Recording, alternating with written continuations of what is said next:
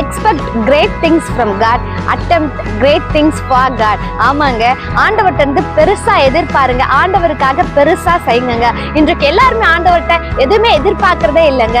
நீங்களா உங்களுக்கு ஆண்டவர் என்ன கோல் வச்சிருக்காரோ அதை தைரியமா ஆண்டவர்ட்ட கேளுங்க.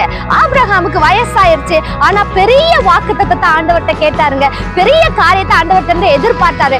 அதே போல பெரிய காரியத்தை ஆண்டவருக்காக அவர் செய்யவும் செஞ்சாரு. இன்னைக்கு பெரிய காரியத்தை ஆண்டவர்ட்ட கேளுங்க. ஏன் நான் அவர்கிட்ட பெரிய காரியத்தை அவரால் செய்ய முடியுமா, நான் பாட்டுக்கு எக்ஸ்பெக்ட் பண்ணிட்டு எனக்கு நடக்கலன்னா என்ன செய்யறது அப்படின்னு சொல்லி நிறைய பேர் யோசிப்பீங்க. இல்லைங்க, அவர் சர்வ வல்லமை உள்ளவர், எல்லா காரியத்தையும் நேர்த்தியாக செய்கிறவர். அவ்வளோ பெரிய கர்த்தர் உங்களுக்கு அந்த பெரிய காரியத்தை செய்ய மாட்டாரா? நிச்சயமாக செய்வார். இந்த வார்த்தையை சொன்னது யார் அப்படின்னா வில்லியம் கேரிங்க. அவர் தான் பெரிய காரியத்தை ஆண்டவர்ட்ட எதிர்பார்த்தாரு. எந்த படிப்படிவும் அவர் கிடையாதுங்க.